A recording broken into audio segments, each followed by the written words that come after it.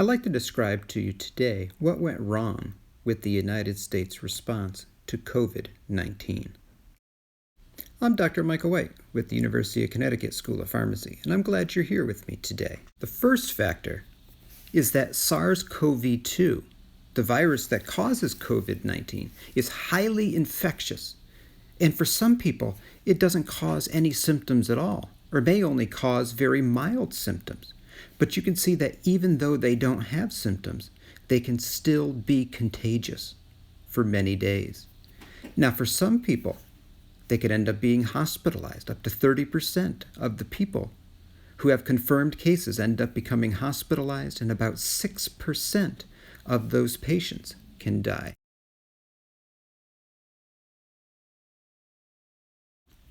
Given a disease that is so infectious and can cause serious complications in so many, it's critical that the United States get as early a warning as they possibly could that this virus was out there so that they could be involved in doing containment. The Chinese government did not give us this early warning system that we so desperately needed. They knew in December that it was a major health issue, but they covered it up. Li Wenliang, a physician, was forced to sign a letter saying that COVID-19 was not dangerous and that he was a liar for trying to tell people about it. He died of COVID-19 on February 7th. While China was threatening doctors and reporters, trying to spread the alarm, they were also telling the World Health Organization that they had this virus contained, and even that it might not be passed from person to person. In April of 2022, far too late, China admitted to twice the number of deaths as they previously reported, although international experts still believe that number is likely much lower than the actual number of deaths. The United States was being told by both China and the World Health Organization that they had everything under control. But this could have been a canary in the coal mine. The U.S. had sold massive amounts of personal protective equipment and ventilators to China before the pandemic swept here to the United States. You can see that U.S. sales to China in late 2019 and 2020 were at unprecedented levels. But this wasn't communicated centrally. We missed a big opportunity. Not only that, when it did arrive here, the United States had far fewer surgical garments and surgical masks that we needed for our own citizens.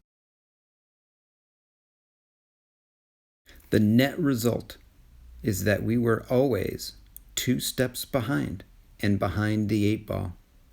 It wasn't until January 31st that we banned travel to and from China, even though thousands of people in several Asian and European countries were already infected. On March 11th, the U.S. barred travel from continental Europe, but by then 126,000 people were known to be infected in dozens of countries all around the world. It wasn't until March 13th that a national state of emergency was declared, and not until March 15th that we banned gatherings of over 50 people. Our initial antigen tests were faulty.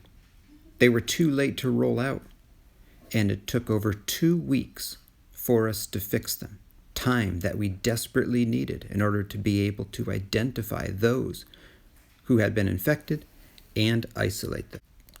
Both the United States and South Korea had their first case on January 21st, 2020. South Korea had been impacted in the past by both SARS and MERS. They already had prepared for this pandemic. They shut down large gatherings on February 21st. The U.S. did not do that until March 15th. South Korea focused heavily on restricting travel on testing and strictly quarantining those people who were at risk for 14 days. So you can see the number of tests that South Korea was doing here in the blue line versus the number of tests that we were doing in the United States.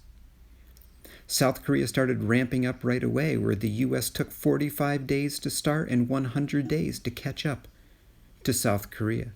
Even though we've surpassed them in the number of tests that we do each day, they were able to do it in such a way that they were able to isolate people and keep the numbers down, where the United States was not.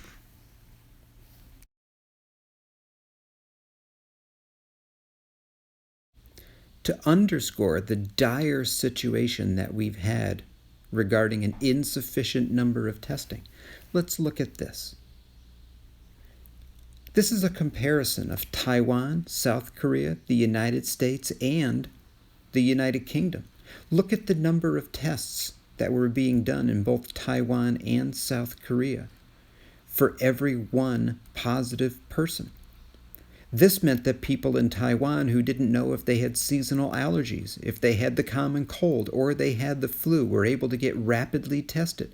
If they had COVID-19, they were being able to be taken out of circulation and quarantined before they could pass this infection to many others. In the United States and the United Kingdom, we were testing mostly people who were coming back positive. And because of that, we were unable to contain the virus from spreading rampantly throughout our countries. Over here on the right, you look at how many deaths have occurred.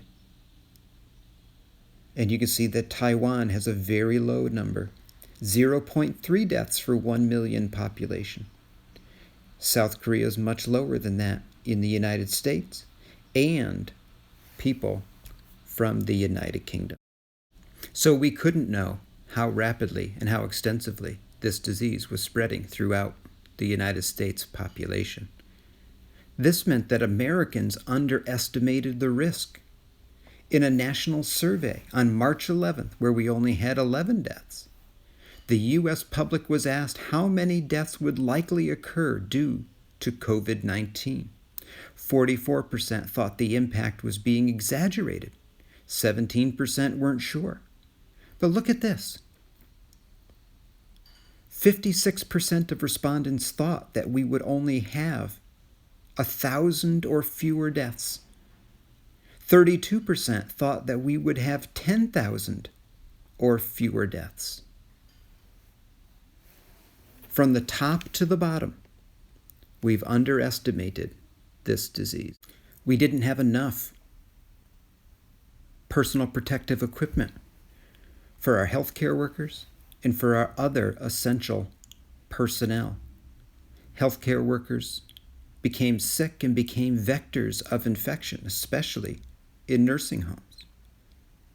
Masks, face shields, gowns, and hand sanitizer, all in very limited supply, and we're still not caught up to this day. Our federal and state stockpiles of PPE were insufficient based on the high number of cases that we were experiencing. The federal government feared running out before the worst hit and were less likely to share in abundance earlier on, and each state feared that their state would be the next New York and were also less likely to share, and rightfully so.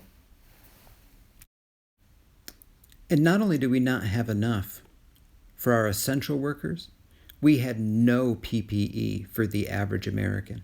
Now, countries that had been hit initially by SARS or MERS had a populace that was more knowledgeable about disease prevention strategies and procedures, and many of the people in these countries already had masks and were already accepting of their use in public. They were able to put them into place much faster than we were able to in the United States. And finally, our safety net has serious holes in it.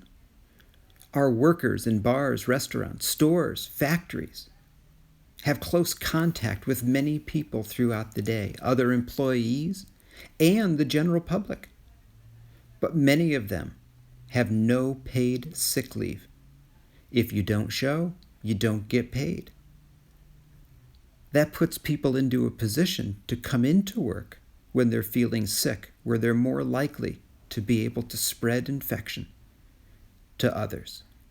So as you can see, when we put it all together, it really is the perfect storm. We acted too late. We weren't able to act aggressively enough because we didn't have enough personal protective equipment, and we had incentives built into the system. So when people had mild symptoms, they were still incentivized to be able to go out and spread that infection unknowingly to others.